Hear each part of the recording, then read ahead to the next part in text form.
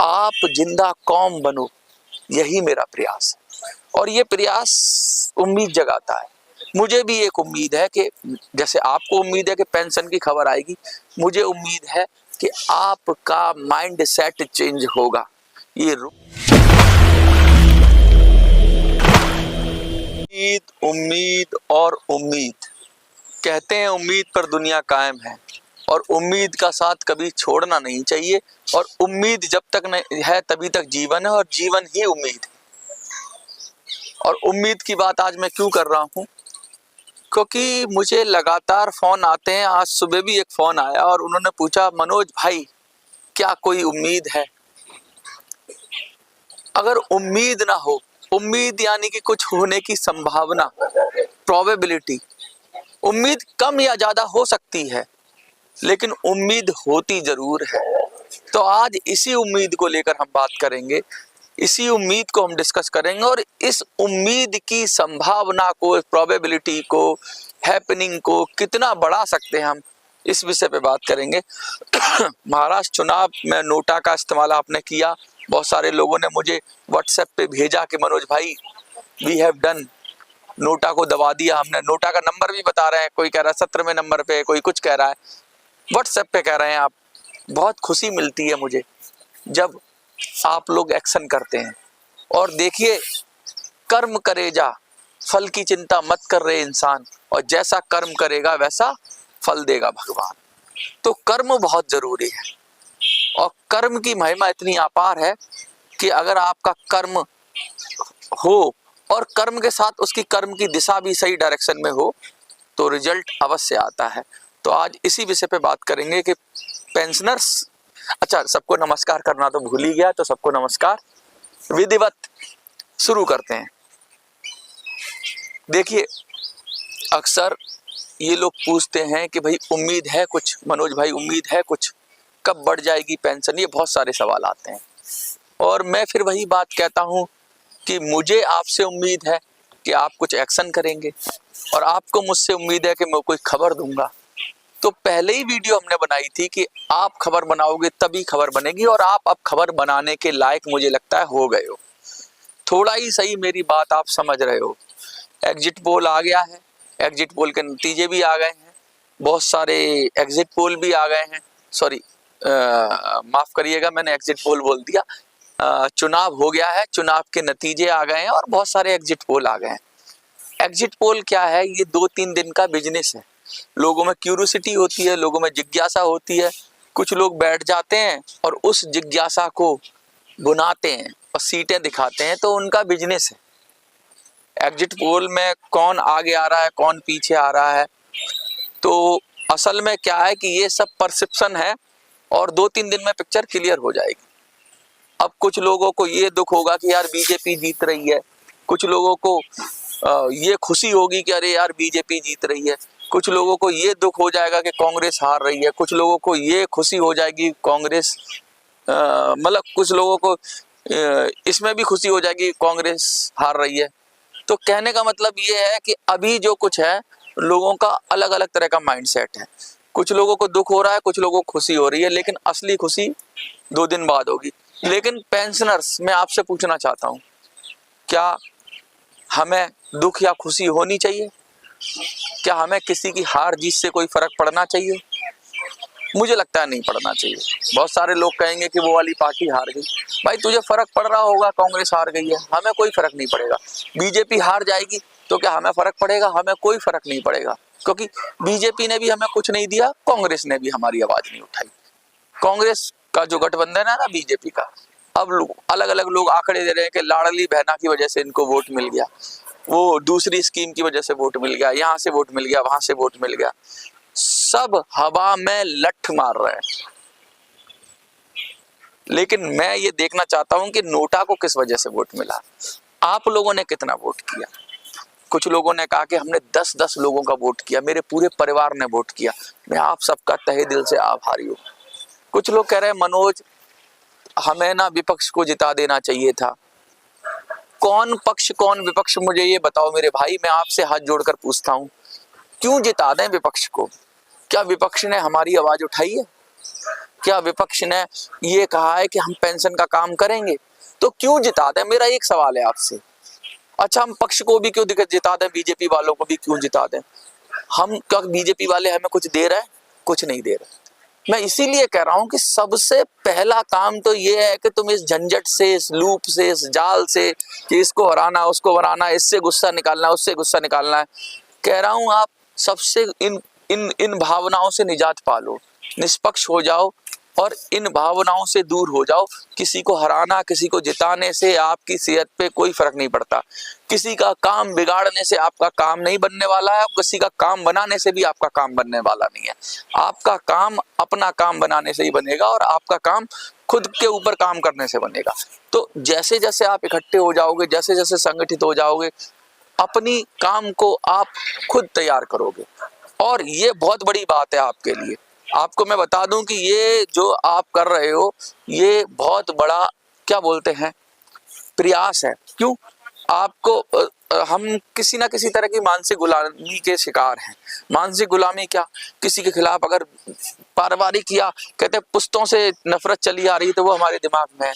किसी समाज के प्रति हमारे पे पुश्तों से घृणा चली आ रही तो हमारे दिमाग में, किसी पार्टी के खिलाफ पुश्तों से अगर हमारे दिमाग में नफरत चली आ रही तो हमारे दिमाग में, किसी पार्टी पे पुश्तों से हमारे को वोट देने का चलन चला रहा है तो वो हमारे दिमाग में। इससे निजात पाने की जरूरत है। क्यों?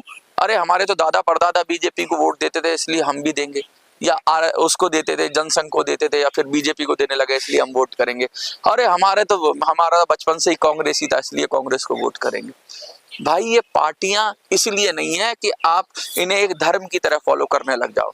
धर्म फॉलो करो, कोई बात नहीं है, अपना अपना जो रिलीजन फॉलो करते हैं करो, वो आपका चला आ रहा है आपको, तो वो आपके जीवन में ज्यादा कुछ करता नहीं है, वो आपका व्यक्तिगत विषय है। लेकिन राजनीति को कभी भी एक तरह से फॉलो नहीं करना चाहिए। ये बदलाव की बात होनी चाहिए, यहाँ पर सजग रहना चाहिए। और जिंदा कौमें 5 साल इंतजार नहीं करती, जिंदा कौमें किसी पार्टी के साथ बंद कर नहीं रहती, जिंदा कौमें किसी विचार की गुलाम नहीं होती, जिंदा कौमें किसी पार्टी की गुलाम नहीं होती, और जिंदा कौमें जो होती हैं वो अपने विवेक से निर्णय करती हैं। आप जिंदा कौम बनो, यही मेरा प्रयास है। और ये प्रयास उम्मीद जगाता है। मुझे भी एक उम्मीद है कि जैसे आपको उम्मीद है कि पेंशन की खबर आएगी, मुझे उम्मीद है कि आपका माइंड सेट चेंज होगा।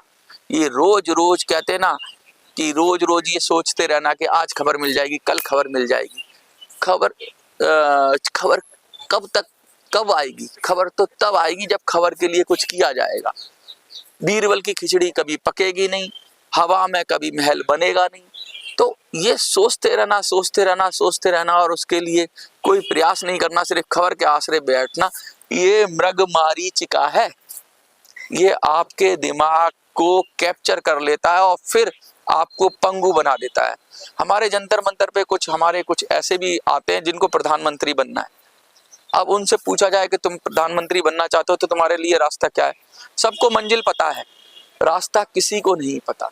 और रास्ते पे चलने की कोई जद्दोजहद भी नहीं करना चाहता। सब चाहते हैं कि मिल जाए, थाली में सजा के उनको पेंशन मिल जाए या थाली में सजा के प्रधानमंत्री पद मिल जाए। जीवन में ऐसा नहीं होता, जीवन में संघर्ष होता है, हर स्तर पे संघर्ष होता है।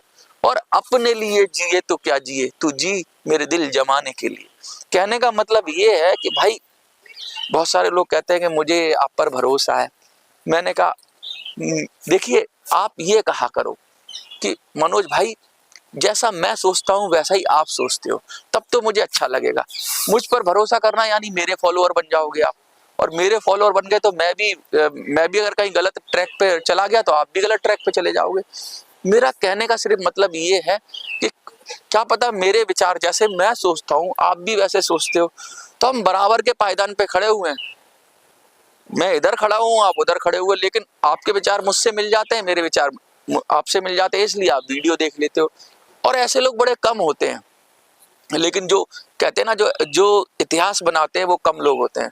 मुश्किल से 200, 500, 1000, 2000, 4000, 5000 लोग इतिहास बनाते हैं, और ये अल्पसंख्यक ही होते हैं। बड़े बड़े लीडर्स अल्पसंख्यक हुए, तो यही लोग बदलाव करते हैं। अब आप पेंशनर में समझते हो कि सारे पेंशनर खड़े हो जाएंगे?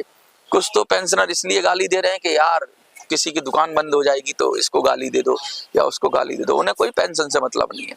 वो पेंशनर को पार्टी का कार्यकर्ता की तरह देखना चाहते हैं कि हमारी बीजेपी का कार्यकर्ता है, हमारी कांग्रेस का कार्यकर्ता है, हमारे को फायदा दे देगा, हमारे को नुकसान दे देगा। तो बस इतना ही सोच भर है उनको कि हम पेंशनर को कैसे बेवकूफ बना के अपनी पार्टी में वोट डलवा लें, बस इतनी सी सोच है उनकी।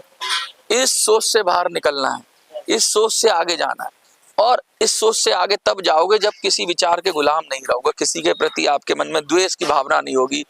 बहुत सारे लोगों के अंदर घृणा की भावना है, जैसे यहाँ पे आते हैं जंतर मंतर पे बहुत सारे लोग, वो कहते हैं बीजेपी बहुत बुरी है, तो तुम्हें अच्छा कौन लगता है? अच्छा कोई नहीं है, बीजेपी बुरी है। इसी तरह बहुत सारे आते हैं कि कांग्रेस तो देश को बांट के खा जाती है, कांग्रेस तो लूट के खा जाती है देश को, कांग्रेस ने तो देश के टुकड़े करे हैं, तो अच्छा कौन है? कि अच्छा पता नहीं, लेकिन कांग्रेस नहीं आनी चाहिए। गुंडा मवाली आ जाए, कोई भी आ जाए, कांग्रेस का कैंडिडेट नहीं आना चाहिए। ऐसे क्या कोई भी आ जाए लेकिन बीजेपी नहीं आनी चाहिए। अरे भैया, आप किसको लाओगे ये तय आपको करना है। आप सही को लाओ, ना कि गलत के चक्कर में लगे तो वो गलत है, वो गलत है, वो गलत है। तो सही कौन सा है? कांग्रेस वाले दिखा देंगे बीजेपी की 50 गलतियां, बीजेपी वाले दिखा देंगे कांग्रेस की 50 गलतियां। अरे तुम दोनों ही तो गलत हो, सही कौन है? मुद्दा तो दबी गया। मुद्दा कुछ होता है राजनीति में, मुद्दा कुछ बना दिया जाता है। उस नेता ने उस नेता को गलत बोला, वो उसने महिला विरोधी बात की, उसने पुरुष विरोधी बात की, उसने ये बात किया। ये क्या मुद्दे हैं? अरे कौन सुन रहा है? और कहते हैं नेताओं की कोई इज्जत नहीं होती, और इज्जत का वो लेके घूमते हैं, मटका लेके घूमते हैं, और कब उनका मटका फूट जाता है इज्जत का पता नहीं। चुनाव के समय ही फूटता है, फिर वो मानहानि लगाते हैं एक दूसरे पर।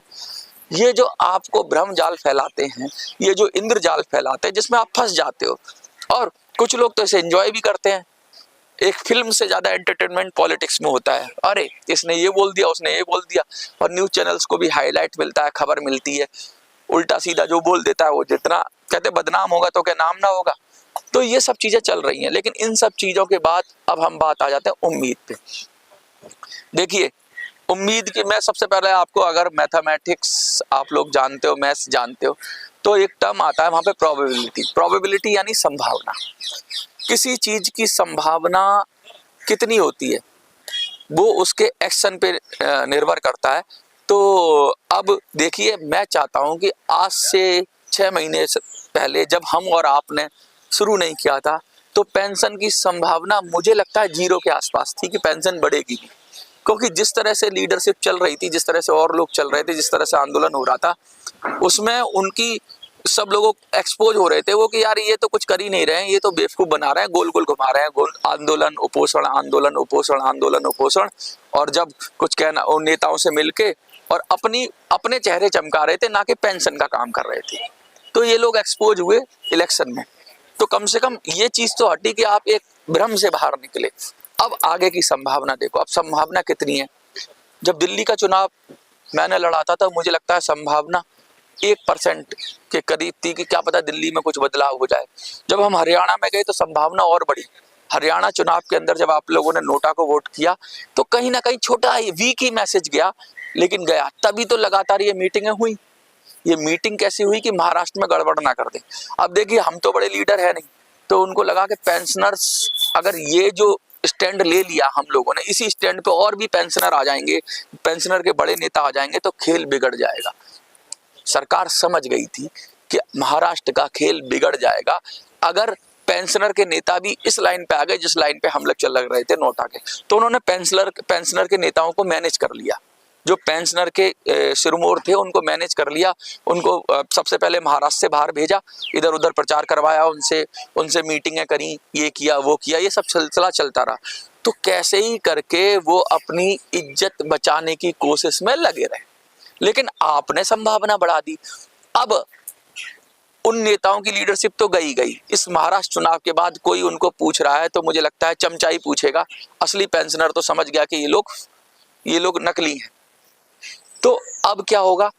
अब आपकी संभावना महाराष्ट्र चुनाव के बाद पेंशन मिलने की और ज्यादा बढ़ जाएगी, क्योंकि नोटा आप जब दबाओगे ना, नोटा दबाओगे और उसमें अगर रिजल्ट आ गया, मुझे ये नहीं पता कि बीजेपी जीतने वाली है या कांग्रेस जीतने वाली है, मैं कोई एग्जिट पोल की भविष्यवाणी नहीं कर रहा, लेकिन मैं सिर्फ ये देखना चाहता हूं कि नोटा कितना आएगा।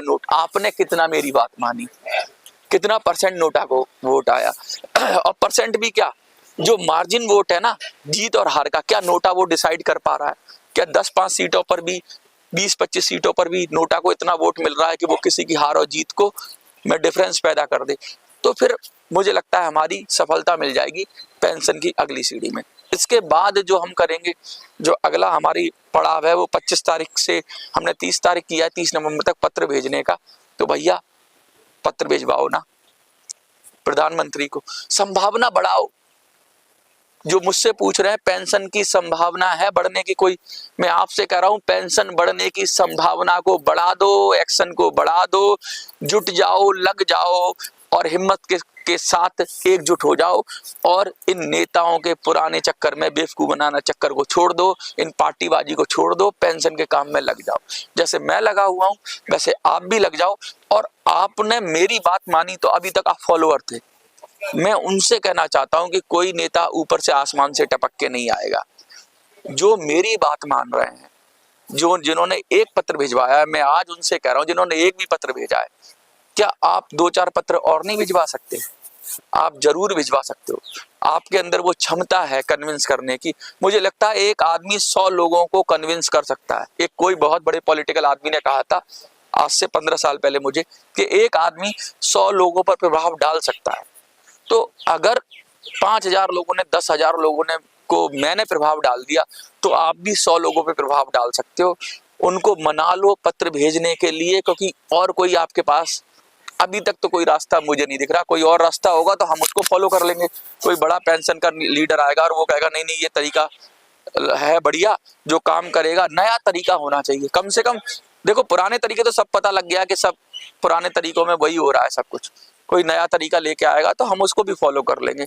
हमें कोई ये नहीं है कि हमें कोई बुलाएगा अपने मंच पर तो हम जरूर जाएंगे। हम सबके साथ सहयोग करने को तैयार है, पेंशन की लड़ाई मिलकर लड़ने को तैयार है। हमारा किसी से वो नहीं है, किसी से मतलब दुराग्रह नहीं है हमारे मन के अंदर। हम आपसे कह रहे हैं कि भैया पेंशन की संभावना बढ़ा दो, पेंशन मिलने की संभावना बढ़ा दो। मुझसे पूछ कर मत बढ़ाओ, अपने एक्शन से पेंशनर आप लोग पेंशन की संभावना बढ़ा दो और मिलेगी पेंशन। ये तो मैं पहले ही कह चुका हूं। कितनी जल्दी मिलेगी, कभी टाइम नहीं है टाइम आपके पास? तो टाइम नहीं है ये आप समझ लो और ज्यादा इंतजार मत करो। उठो, खड़े हो जाओ और अपनी जगह से, उसी जगह से प्रधानमंत्री को पत्र भेजो। और नोटा देखो, नोटा का रिजल्ट हम परसों डिस्कस करेंगे। कल का दिन बीच में, परसों शायद रिजल्ट आ जाएगा। आज 21 तारीख है, 22-23 को रिजल्ट आ जाएगा। कल देखेंगे हम कितना हमारे को नोटा से मिला है। मुझे लगता है हरियाणा से तो हम बेहतर ही करेंगे। बड़ा भी स्टेट है और ज्यादा पेंशनर है, लेकिन कितना बेहतर करेंगे तो हम रुकने वाले थोड़ी ना है। और ये कहते ना चिंगारी सुलग गई है, 16 बनते देर नहीं लगेगी। अपने अंदर 16 जगा लो, अपने अंदर आग जला लो और पेंशन की संभावना बढ़ा दो। अब समझ रहे हो ना? पेंशन की खबर बनाने के लिए पेंशन मिलने की संभावना बढ़ाओ, एक्शन की संभावना बढ़ाओ। बुजुर्ग हो तो घर बैठे बैठे काम करो, पत्र भेजो प्रधानमंत्री को और उनको कहो कि हम नैतिक रूप से आपको अपना प्रधानमंत्री मानने से इनकार करते हैं अगर अपने 15 तारीख तक हमारी पेंशन नहीं बढ़ाई। बहुत सारे वादे तो हो ही रहे हैं, एक बार ये भी कोशिश करके देख लो। बहुत मांग कर तो बहुत देख लिया, एक बार चेतावनी देकर देख लो। और मुझे लगता है क्या पता चेतावनी काम कर जाए, क्या पता हमारी आपकी दुआएं काम कर जाए। अगर पेंशन मिल जाए ना तो हम सब बैठकर जंतर मंतर पर सेलिब्रेट करेंगे। यहीं जंतर मंतर पे बड़ा धरना लगाएंगे।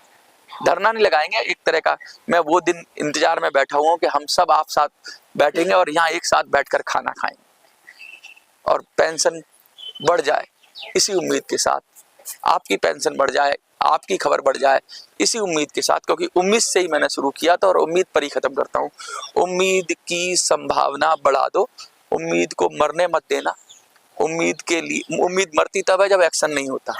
एक्शन करना और ऐसा करना एक्शन कि दुनिया देखे कि बुजुर्ग अब भी उतने दमदार हैं, अब भी उतने ताकतवर हैं कि वो भी बदलाव कर सकते हैं। युवाओं ने तो बहुत बार सत्ता बदली है, बुजुर्ग व्यवस्था बदलेंगे।